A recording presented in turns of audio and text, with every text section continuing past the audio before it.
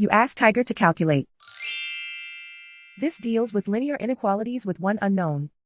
The final result is x smaller than -44/5 smaller than -84/5. Let's solve it step by step. Group all constants on the right side of the inequality. Subtract 12 from both sides.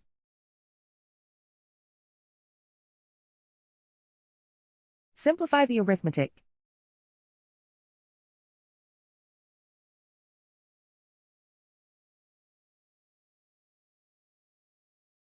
Isolate the x.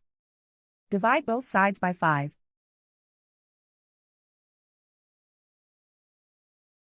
Simplify the fraction.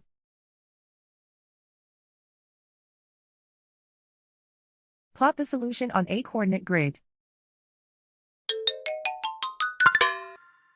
And so the final result is x smaller than -44/5 smaller than -84/5.